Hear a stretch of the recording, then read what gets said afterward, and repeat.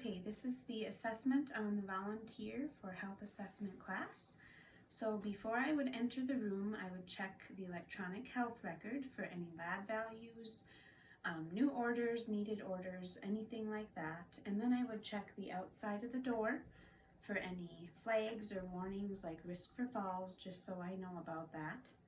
And then I would knock. Mid. Door.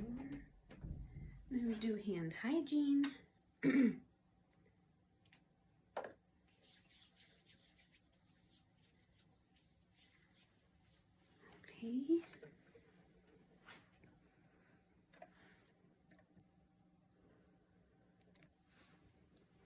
Okay, my name is Teresa. I'll be your nurse today. Can I get your name and date of birth? Colin Galbraith, 5'4", 83. Okay, and what brings you into the hospital today? Can you tell me about what's going on? I have some injury to my hand. Okay, and what happened when that injury happened? I was working with some livestock, with some cattle. Okay, and you have pain there? I do. Okay, and what relieves that pain on your hand? Mostly just not bumping it. It doesn't hurt just sitting here, but if I stretch it or hit the sore spot, then it's quite painful or uncomfortable. And then what makes it worse? Definitely if it gets bumped or hit right on the spot, on mainly the knuckle of the pinky finger, the main knuckle at the base of the hand. That's where it hurts the worst. Okay. And then can you describe your pain? Is it sharp, dull, throbbing, stabbing, stretching, anything like More that? stretching and dull. Okay. If I have it overused, then it kind of has a dull aching. But if for some reason like it gets caught or something and my pinky gets pulled away from my hand, then it can be a fairly sharp pain. But I would say mostly the stretching and dull. Okay. And then on a scale from 0 to 10 right now, what would you rate your pain? 0 being none, 10 being the worst pain that you possibly could have? 3. A 3? Yep. Okay. And then does your pain radiate anywhere else other than your hand? No. And does it, what would you rate your pain when it's at its absolute worst? 6. Okay. And does it interfere with activities or work? Yes. Okay. And then when does it usually hurt during the day or night? If I sleep on it wrong, sometimes it'll wake me up. If I sleep with my arm underneath myself. Otherwise, during the day, it's mainly situational. If I bump it or, like I said, hit the spot right on the knuckle, that's when it hurts. But just driving down the road or doing normal tasks, it doesn't hurt. Okay. And how long does the pain last when it happens? Maybe 15 seconds to 30 secones. Okay. And you said when you have relief for the pain, do you take any medications for it? Or I have been taking ice it, or? ibuprofen twice a day, and Okay. then if I've overused it throughout the day, then I do ice it in the evening. Okay. All right. And then at this point too, I would notice the patient's facial expressions, if they're in distress or relaxed, and he seems pretty relaxed right now. And then his body position, his body alignment is good and also relaxed. And he's alert because he's responding to me, to my questions, and answering appropriately. And then can you tell me again your name and where we are at and the time? Colin Galbraith, we're at the hospital, and it's 6:45. Okay. And then his overall skin color, from what I can tell, it's not pale or cyanotic, it's a nice pink color. And then he is able to hear me okay because he's able to answer all my questions. And his speech is fine because he can articulate his words well. And your personal hygiene, you're able to do everything yourself at home, okay? Like shower, brush your teeth, Yes. okay? Okay, so at this point, I'm going to go ahead and take your vitals. So I'm going to start with your temperature and just take that in your ear. And we're at 98.1, so that's normal. And then I'm going to take his apical pulse, which is at the 5th intercostal space, mid-clavicular line, kind of by the left nipple area. And I will take that for 1 full minute.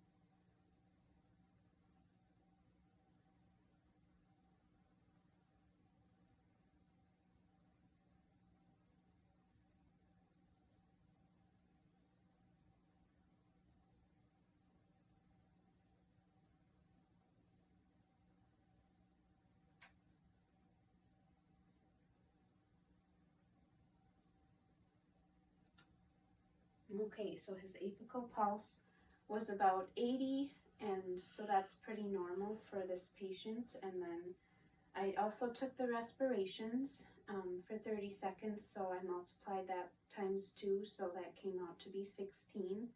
So that's normal. And then if I did have a pulse oximeter, I would check his oxygen stats, and that also, some of those read the pulse as well. And so that's just something you put on their finger, and then that will read. And the oxygen should be anywhere from 95 to 100, and if it's not or below that, I would make sure and report that and look into that further. And then he already rated his pain. So next we're going to move on to the neuro assessment. So I would notice any eye drooping, any ptosis, any facial drooping, and he doesn't have any drooping.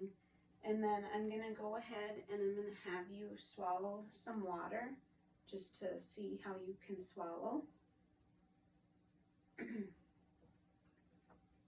he can swallow just fine, so that's good. And then I'm going to look at his eyes, so I'm going to look at his pupils first.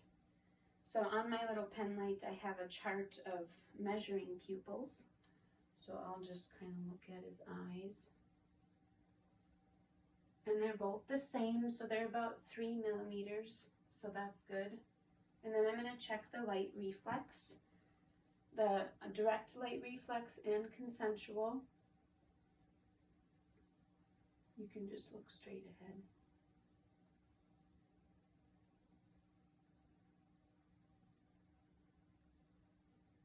And they're both reacting directly and the consensual way, so that's normal.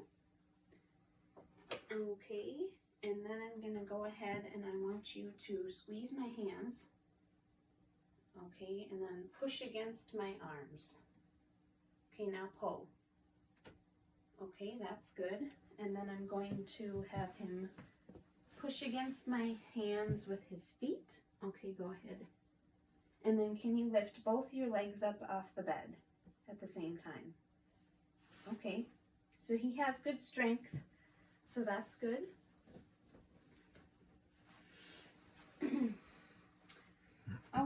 so next I'm going to check for sensation.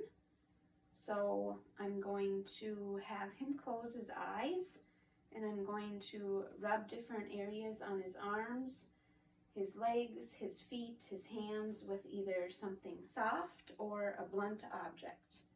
And then I want you to tell me if it's soft or blunt. Okay, so go ahead and close your eyes. Blunt. Soft. Soft. Blunt. Blunt. Soft. Soft. Blunt. Okay, and so he's able to feel those okay, so that's good. And do you have any numbness or tingling anywhere in No. your toes or fingers? No. And you're able to wiggle your fingers and your toes okay? Yep. Okay, Yes. so that's all good.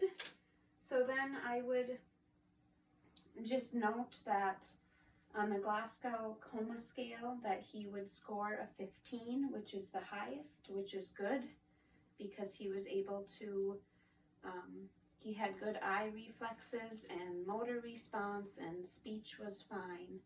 So he did just fine with that. So next I'm going to move on to the respiratory system. So I'm going to listen to your lungs. So what I'm going to have you do is just sit, if you can, on the edge of the bed.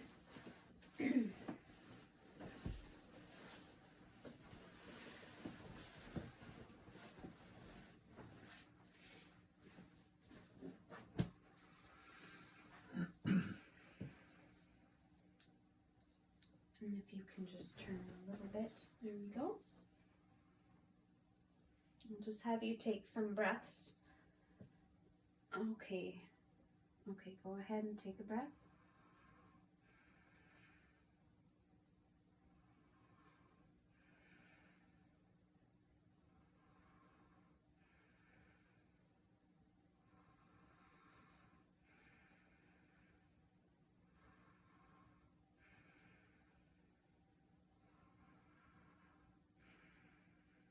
Okay, then you can turn a little bit and face the front. Okay.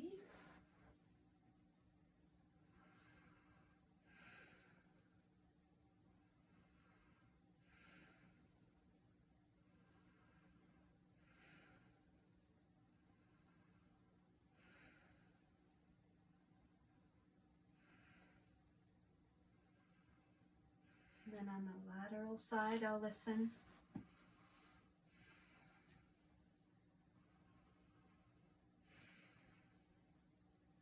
Okay, and I did not hear any abnormal sounds like wheezing or crackles, so that sounds good. And then he's not having any trouble breathing, so it's not labored. And then if he did have a nasal cannula or face mask, I would make sure that's placed correctly and that the correct flow rate is also set on the machine if he had that. And then do you have any cough or anything like that today? No. And if you do have a cough, do you have mucus with it? No. No. And if there was mucus, I would note the color and the amount. And then also if there was any orders for breathing exercises like pursed lip breathing or deep breathing or spirometry, I would educate the patient on that as well. So next I'm going to move into the heart. So I'm going to listen to your heart. So I'll just have you face forward a little bit more.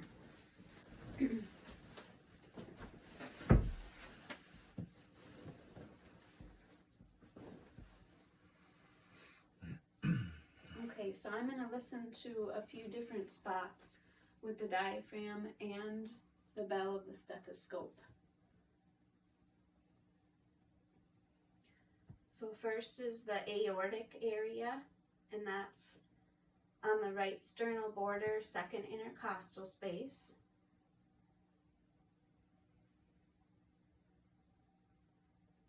And then the pulmonic area, that's on the left sternal border, the second intercostal space.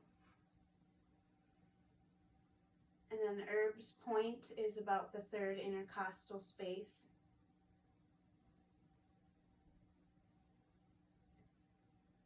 And then the tricuspid is about the fifth intercostal space along the left sternal border.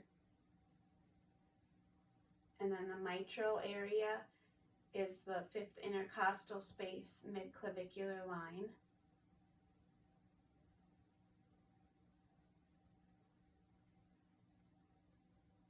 So far it sounds normal. I'll listen with the bell. And the aortic spot.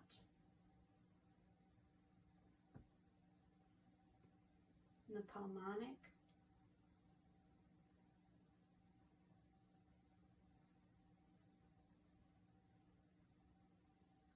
And the herb's point.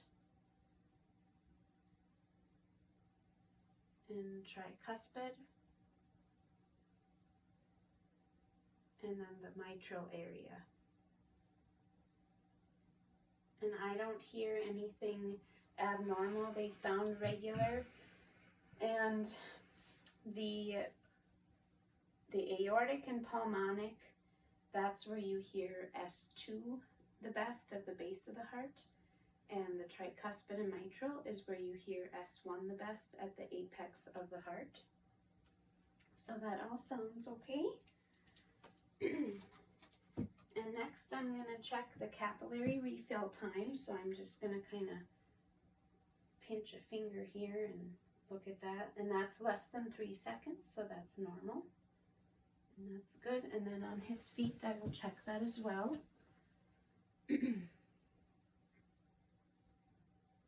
That's good. Less than 3. And less than 3. Okay. Then I'm going to check for edema on the pretibial surface of his legs. So I'm just going to push down at the same time and see if there's any edema. And I don't see any edema there, or his ankles, or on his feet here. So that's okay. Okay, then I'm going to check his pulses.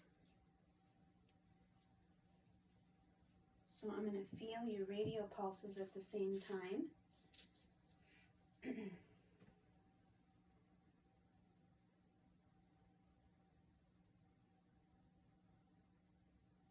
And those are both about a 2+, so those are good.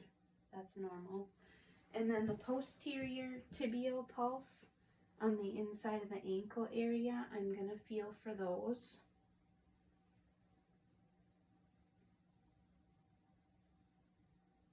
And those are a 2+, those feel good. And then the dorsalis pedis on the top of the foot area, I'm going to do those.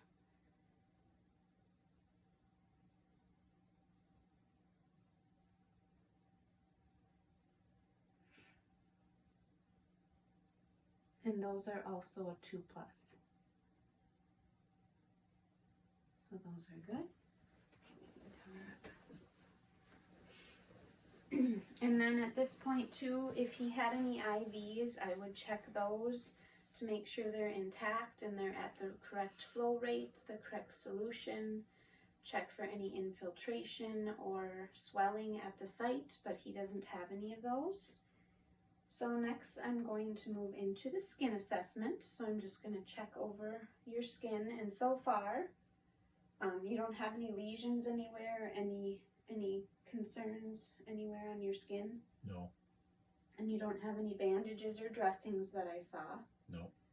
So I don't need to worry about that right now. And I'm just going to check the temperature of his arms and legs. So I'm just going to feel, and those are warm. And then his legs feel warm too. So that's good. And then I'm going to check his skin turgor on his forearm area. So I'll just pinch up a little bit.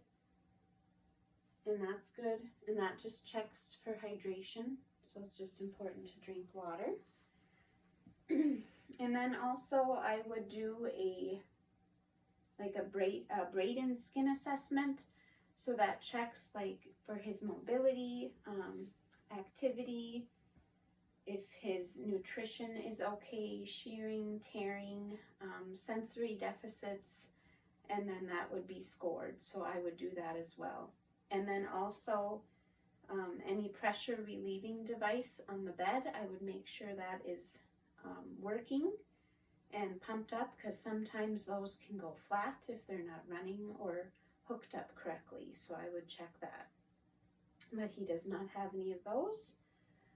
So next I'm going to move into the abdomen assessment. So I'm just going to have you lay down just a little bit in the bed.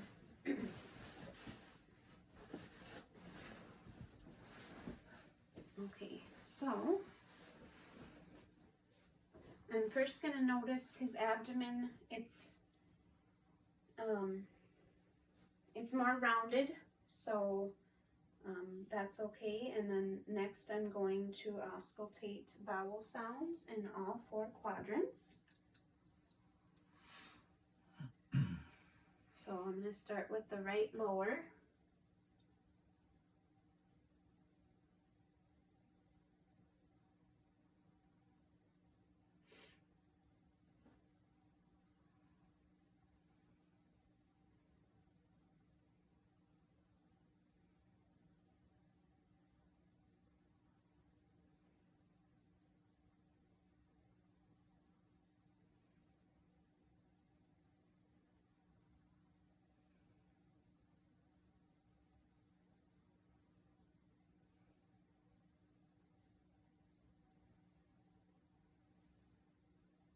Okay, he has active bowel sounds in all 4 quadrants.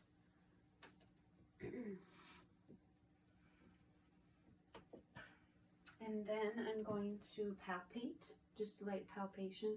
So just let me know if this hurts at all. And I'm also feeling for any tenderness.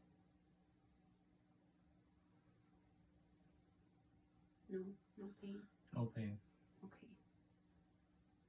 And I don't feel any like rigidity or hard areas, so that's good.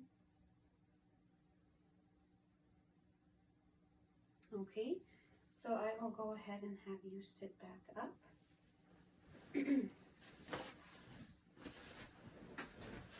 And then I didn't notice that he has any, there's no drains or tubes, but if somebody did, I would make sure and check that. And then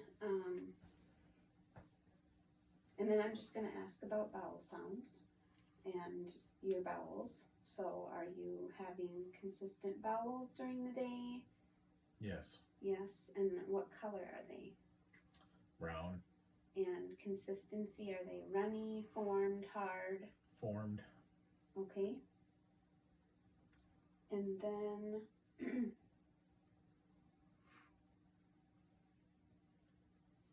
I'm just going to ask about any nausea at all? No. No. And then your diet, are you tolerating that okay? Yes. Okay. And if I needed to report any diet changes, I would too, if he needed that done. And then to your urinary system, are you voiding okay? Yes. And then also if he had any catheters in, I would make sure those are patent and those are okay as well. Make sure that they're in place. And I didn't feel any distension, but if I did, I would use a bladder scanner to check. And then also, what color is your urine? Yellow. And is it clear or cloudy? Clear. And do you go often during the day? Do you go at night at all? I don't have to wake up or anything, and I guess I would say normal throughout the day. Okay. 2 to 3 times maybe throughout the day. And no pain? No. Okay, so there's no real signs or symptoms of a UTI at all. So then I'm just going to ask about your activity. So he's not on bed rest, but if he was, I would make sure and see if there was any repositioning that needs to be done at all. And then if there was any devices that needed to be helping make sure that they don't get any bed sores with being on bed rest, but he is not. And are you able to walk okay? Yes. You don't use any devices to go to the bathroom? You don't need help? No. Okay. And then also with activity, I would do a fall risk assessment as well. So I would check you're not on any medications like benzodiazepines or opioids, No. history of falls, None. okay? And then I would also check if he has any TED socks or SCDs or any foot pumps, and make sure those are turned on and working properly. I would make sure to just check those out and that those are running okay. And then I think I need to do your blood pressure still. So I'm going to wrap this around.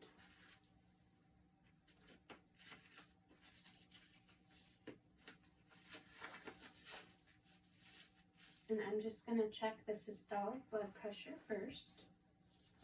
So I'm just going to feel for his pulse and just feel for when that disappears.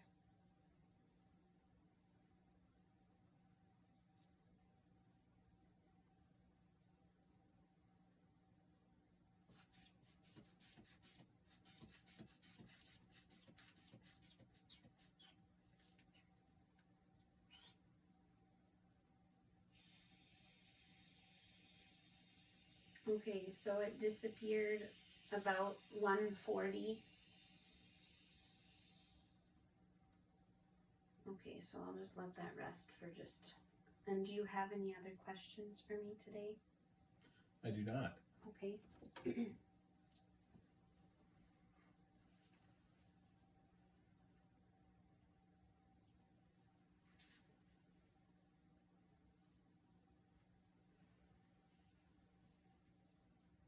can just relax your arm.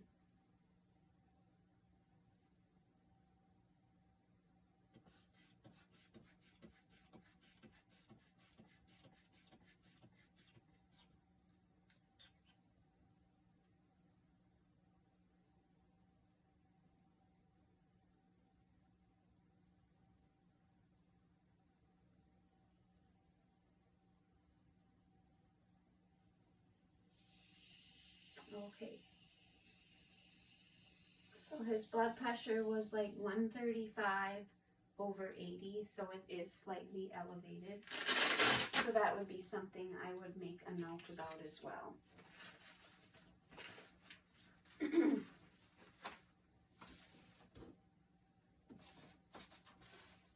Okay, and then at this point I would make sure the bed is lowered back down from my assessment height, and then make sure the bed is locked and the rails are up. And if he had any bed alarms, I would make sure those are turned on as well. And then I would make sure he would have his call light. There's your call light. And if there's no other questions, thank you for letting me check you over today. Thank you. Okay, and then I would do hand hygiene before I would leave.